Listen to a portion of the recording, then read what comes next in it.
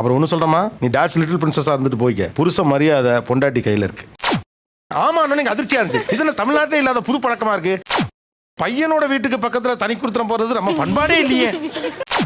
தந்தையின் கடனில் பெரும் கடன் என்ன தெரியுமா? பிள்ளைக்கு வாழ பழகி சொல்லி கொடுக்கறதா. இல்ல சார், இது இனிமேல் இது பண்ணுங்க சார். கல்யாணத்துக்கு பிறகு டாட்ஸ் லிட்டில் பிரின்சஸாகவே இருந்து இப்படி எல்லாம் பண்ணா எப்படி? இப்படி இருந்தா நியாயமான ஒண்ணு இருக்கும்ல, என்னது சொன்னா தீத்துற போறியா? என்னால முடிஞ்சதை செய்யறேன், சொல்லுங்க. கரெக்ட்பா. கன்சல்டேஷன் ஒப்பீனியன் வந்து ஒரு ஃபேமிலியா ஆனதுக்கு அப்புறம் நம்மளா சேர்ந்து ஒரு டிசிஷன் எடுக்கணும்னா அது எடுக்க முடியல. இத புதுசா ரைஸ் மில்லுக்கு பேர் வைக்கிறதுக்கு டிஸ்கஷன் நடத்துறீங்க. சின்ன சின்ன விஷயங்கள்லாம் நம்மளே சார்ட் அவுட் பண்ணிக்கலாம்.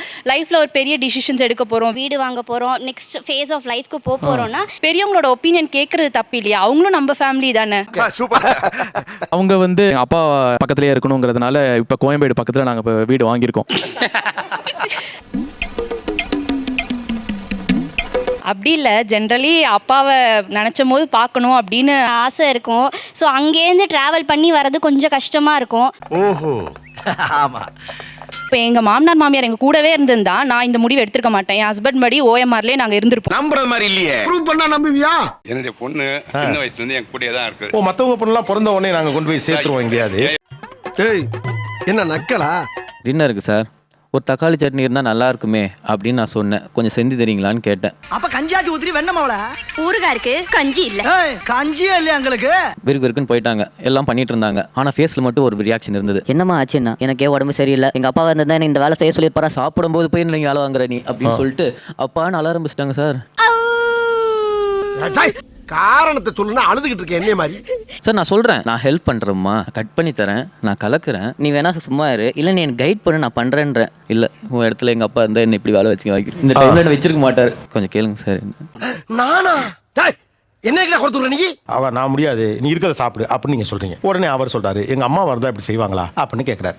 அப்ப எப்படி இருக்கும்? அப்போ நான் அம்மா கிட்ட தான் கேட்கணும்னு சொல்லியிருப்பேன். நக்கல்யா அவனுக்கு. அவங்க அப்பா ஒரு சில விஷயங்கள் ஏதாவது கடைக்கு போயிட்டு வாங்கிட்டு வரணும்னாலும் 4 கடைக்கு ஏறி இறங்கணும் அப்படின்னு சொல்லியிருக்காங்க. நான் போயிட்டு ஒரு பூ வாங்கிக்கோமான்னா 3 கடையில் கேட்டு 4வது கடையில் தான் வாங்குறாங்க. என்னன்னா அப்பா இந்த மாதிரி 4 கடையில் கேட்டு சொல்லியிருக்காரு, ரேட்டு விசாரிச்சு வாங்க சொல்றாரு. சுருக்கமா சொல்ல போனா நான் ஒரு அறிவியல் புஸ்தகம் மாதிரி. அதை திறந்து நீங்க உள்ள பாத்தீங்கன்னா கரையா அடிச்சிருக்கேன்.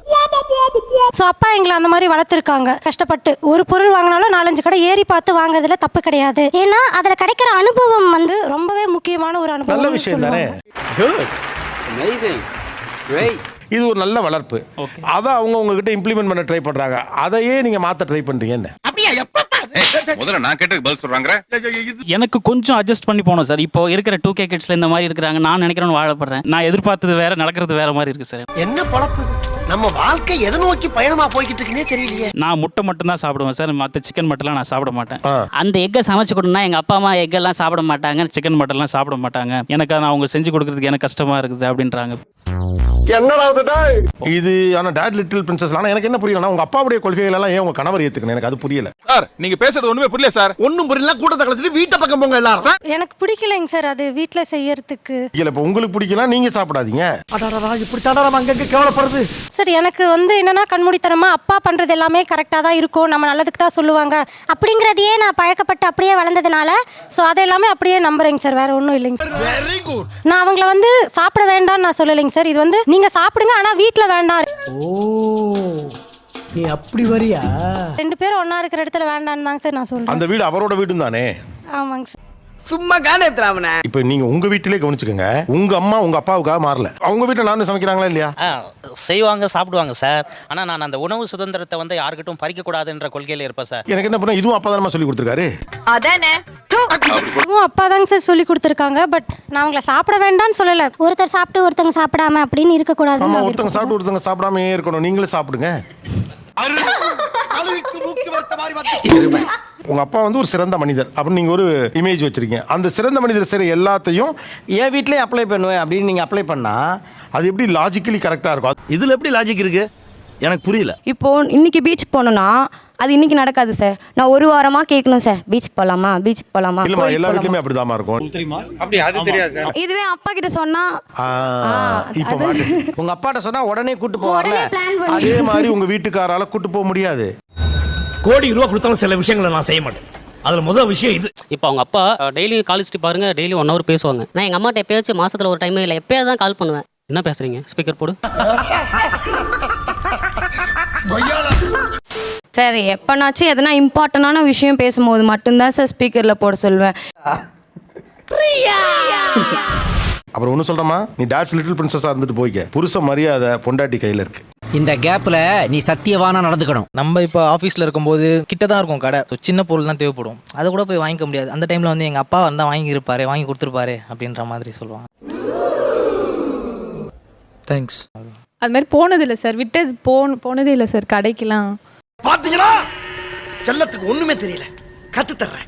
கீழே போய் வாங்கணும் சார். அது அப்பானா ஃபோன் பண்ணா வாங்கிட்டு வந்து கொடுத்துருவாரு. வரணும்ல, வந்து ஆகணும்ல, அதானே. நீங்க எங்க இருக்கீங்க? 2 சந்து தள்ளி அப்படிதான் சார். அவங்க அப்பா அம்மா வீட்டுக்கு 2 சந்து தள்ளியா? அது தெரியும், அதுக்கு தான் நான் கேட்டேன். ஏன்னா அதுக்காக தான் அந்த கேள்வியை கேட்டேன். ஆமா, நீங்க அதிர்ச்சியா இருந்துச்சு. இது என்ன தமிழ்நாட்டிலே இல்லாத புது பழக்கமா இருக்கு? இது ரொம்ப புதுசா இருக்கு. உட்காந்து யோசிப்பாங்களோ. பையனோட வீட்டுக்கு பக்கத்துல தனி கொடுத்துறம் போறது நம்ம பண்பாடே இல்லையே.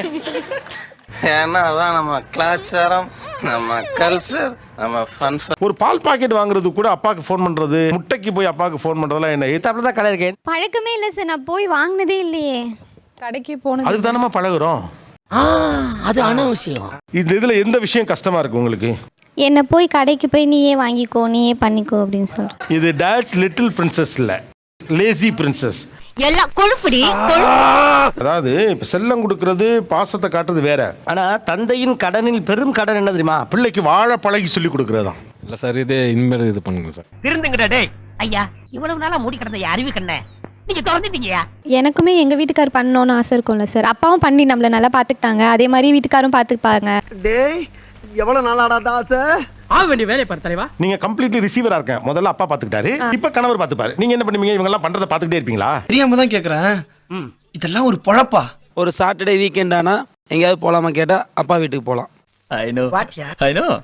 ஒரு 4th வீக் நான் கேட்குறேன், என்னமா எல்லா வீக்குமே அப்பா வீட்டுக்கு போகலான்னு. அங்கே என்னதான் இருக்கு, அப்பா இருக்காரு. அப்பாவோட என்ன பண்ணும், அப்பாவோட விளையாடுன்னு சொல்லி 2 பேரும், அவங்க அக்கா பையன் ஒருத்தர் இருக்கா, சின்ன பையன், அவங்க வச்சுக்கிற டாய் வச்சு 2 பேரும் விளையாடிட்டு இருப்பாங்க. எனக்கு தெரியாம இருக்கு ப்ரோ. இப்போ நீங்க சொல்லப்படாதா? பக்கத்துல கொடுங்களேன். அது கேட்பேங்க, அப்பா நாங்க வரோம்ப்பா அப்படிம்பா. அப்படி சரி வா சாமி அப்படின்னு சொல்லிடுவோம். இதில் இன்னொரு ட்விஸ்ட் இருக்கு. அவர் ஆக்சுவலாக மேரேஜ் ரெடி ஆனும்போது திருப்பூர்ல இருந்தாங்க, நாங்கள் ஈரோடு. அவர் வந்து வீடு ஷிஃப்ட் பண்ணிட்டு ஈரோடுக்கே வந்துட்டாங்க. அடங்கொப்பம் தாமரபரணில தலைமுழுக. சரி பிள்ளை அங்கேயே கட்டி கொடுக்குறோம்ல, சரி பக்கமா சொந்த வந்துக்கு நாம இருந்துக்கலாம். இல்லை இல்லை பிள்ளை வந்து நம்மளை பார்க்குற திருப்பூர் வரணுங்களா? அப்பா, இது நம்ம லிஸ்ட்லயே இல்லையே. அடேங்கப்பா. இப்போ அந்த சண்டே உங்க அக்கா வந்துருவாங்களா? நான் வந்து அக்கா வர மாட்டேன், அக்கா வந்து நான் போக மாட்டேன், அந்த மாதிரி. மாமா என்னடே, அவன் இன்னும் திருந்தல மாமா. ஒய்ஃபோட அப்பா வந்து ஆக்சுவலாக காலேஜ் ப்ரொஃபஸர். ஒய்ஃபோட அப்பானா உங்க மாமனார சொல்றீங்களா? ஓ, மாமான்னு சொல்லுங்க. முடியாது, முடியாது. ஸோ அவர் வந்து எப்பயும் பங்க்சுவலாக இருப்பார். ஸோ அதே பங்க்சுவாலிட்டியை நம்மக்கிட்ட எதிர்பார்க்குறாங்க. ஸோ வீட்டில் இப்போ ஆஃபீஸ் முடிச்சுட்டு வரணும்னா ஷூ வந்து ஷூ ரேக்கில் தான் விடணும். ஸோ வந்த உடனே ஸ்ட்ரைட்டாக குளிக்க போயிடணும். ஸோ அந்த மாதிரி ஒவ்வொரு விஷயத்துலையுமே அவங்க எப்படி அவங்க அப்பா இருந்தாங்களோ அதே பங்க்சுவாலிட்டியை நம்மக்கிட்ட எதிர்பார்க்குறாங்க.